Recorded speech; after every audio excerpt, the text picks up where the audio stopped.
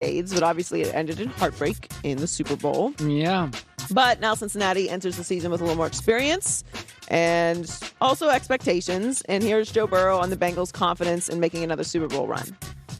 Going into it last year, we knew we were good, but I think going into the playoffs, we knew we could win, but we weren't really sure what it took. We just kind of went out there and played really hard and together as a team, and, it worked out. Now we know what it takes. We have that experience in our back pockets going forward.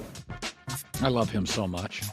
I'm so glad you come around. He's really, I know, I did. And the Burrow family now accepts me. The mother spoke highly of me to my daughter. There is something about, you're really great when you go into a losing culture and year two, you're in the Super Bowl. Does everybody understand? As good as Kyler Murray is, he got him into the playoffs, and then that's it. You know how good you have to be to go into a place that doesn't win and win immediately? It's very Andrew Luck. Now, the Colts had a much stronger culture. But what Joe Burrow did last year, it's without a lot of precedent. There's not a lot of examples of what Joe Burrow did last year. No, it's remarkable. It really is. And without a core piece of the team that most would argue is one of the most essential units that you have to have in place to get to the Super Bowl, which is the offensive line. He overcame the Titans, sacked him 9 times in one game, and they won. Now, obviously, that ended up biting them in the Super Bowl when they got up against a more complete, experienced Rams team. But yeah, it's incredible what he's done. To your point, it's unprecedented, but I think people are recognizing that now. Yeah, but. This is why in the draft I was like, Miami should offer Cincinnati 10 first-round picks. 10. No, we have said you gave 5 for Tyreek Hill. No, we've said this before. It's not ridiculous if Seattle says to Denver, we get your number 1 pick for as long as Russell Wilson starts for you, and you think that's 10 first-round picks.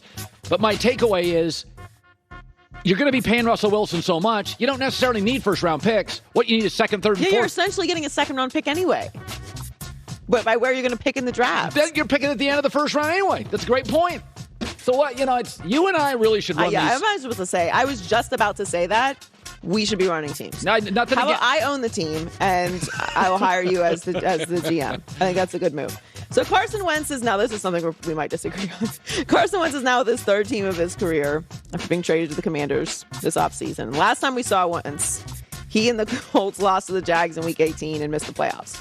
Now, Troy Aikman believes that this is Wentz's last chance to prove himself as a franchise quarterback. I think that right now, Carson had an opportunity. It didn't end well in Philadelphia, of course. He then got traded to Indianapolis. Didn't go great for him there. They decided to make another change at that position, and now he's landed in Washington. And this is probably his last opportunity. Just being blunt about it to prove that he can be a franchise quarterback in the NFL.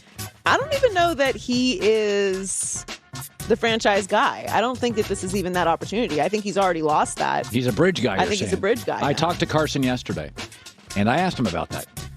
I said, I think it's fair that Troy Aikman said it's your last chance. How do you respond? And, his takeaway was, yeah, it's not unfair. He didn't, he was an interesting guy. Carson Wentz's reputation, we always hear this stuff. I don't know if he gets along with players. So I interviewed him for 25 minutes yesterday. I thought he was incredibly likable. Everything I said, hey, Jim Irsay said you were a mistake. He just laughed. He's like, well, he owns the team. He can say whatever he wants about me.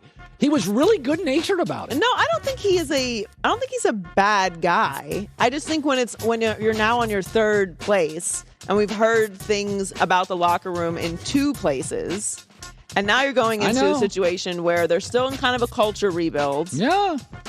My thing with Carson has always been, what do you do in the big moments? Because him and Dak have always been compared to each other, and rightfully so. And for the longest time, everyone was like, Carson is more talented. If you had to choose between Carson or Dak, you would always go with Carson. You would go with Carson.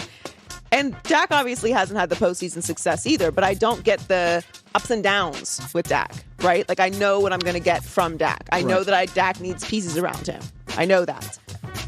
But I'm not going to get the collapse. Even the way that the Cowboy season ended this year, I put that on Mike McCarthy. Yeah. No, these are all things I addressed with him. about the Jacksonville game and about, I said, listen, you remind me of Sam Darnold, but taller and stronger. You're reckless. He addressed that. He was in a really good mood about it. I mean, he never got defensive. He was like, hey, that stuff's out there. People, I don't hear all of it, but friends tell me that people say it. And he's like, in the end, you are what your record is. And at the end of the year, he had a bad game in a crucial time. That's what he is now. Right. And if you're the Colts, you know what it takes to win championships. So you've got to hold yourself to that standard. Now, I don't know if they're in a much better position this year. We'll find out. But I do think, obviously, I do think the Commanders are better with him. Did you see what the I will say that. I could be wrong on this. James Bradbury, the Eagles picked up another corner today. Did you see that? Yeah. Good. No, I think it's the Eagles division. So do I. Joy with the news. Turn on the news. This is the Herd Line News. Heat is on, Colin. Yeah, whatever. Miami Heat took Game 1 of the Eastern Conference Finals last night with a 118-107 win. Although a great game, though, because I was a little nervous in the first half. The Heat had a ton of turnovers to start the game. But, I saw this number. I don't want to bog you down. Boston had 42 points in the first half in the paint.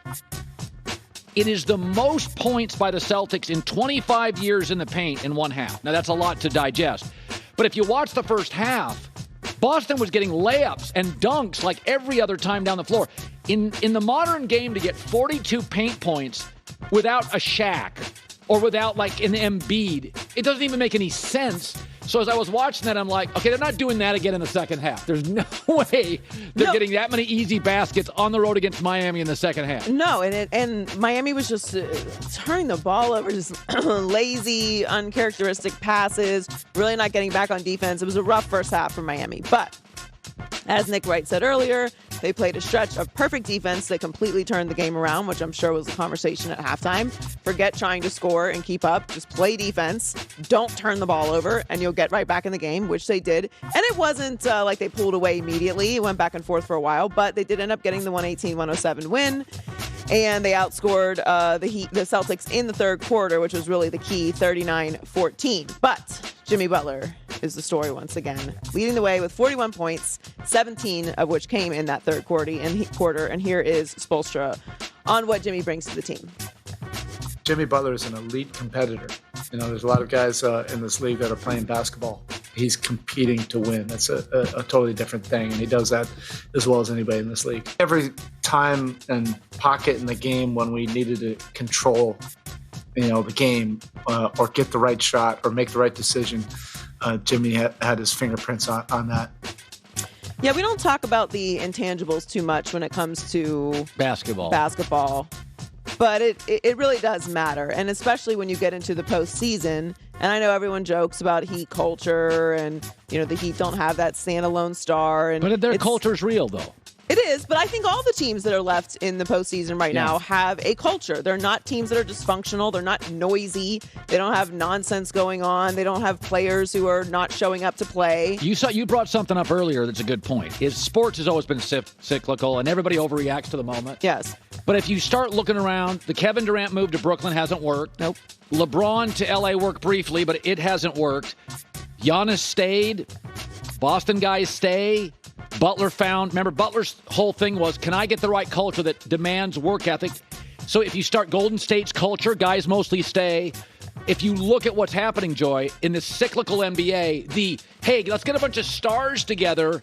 It's not working right now. And let's draft and develop, take care of our players, treat them well, pay them as much as the market allows. Right. That's it.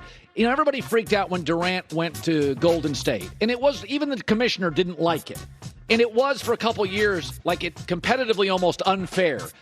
But nothing lasts forever. Correct. The mobility stuff, players are still mobile, but the Clippers thing hasn't worked. The Nets thing didn't work. The Lakers are a mess. Ultimately, players want to stay with the team that drafts. LeBron would have stayed in Cleveland if they could have got him, if they would have drafted, Chris Bosh next door. I also think that you have to draft or bring in people to the building that fit what you do. Yeah. And I think the NFL, the well-run NFL teams do this very well. You need to study players, study their personality, sit down with them, get to know them. Don't fall in love with the tape. Don't fall in love with the stats. Is this player going to fit what we do? Is this a player that likes to practice? The Heat have notoriously hard practices. They're very demanding. They want you to play defense. Don't bring in somebody who's a defensive liability. That's why they didn't have Duncan Robinson in the lineup for most of the playoffs.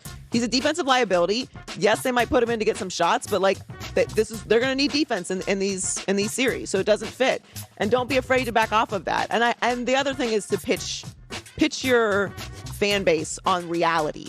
Don't go out there making obscene promises and all this flashy stuff that doesn't have any substance, because that's when they start to get upset, rightfully so, because they want results that you can't promise because you haven't been consistent with anything. But Jimmy fits that culture perfectly.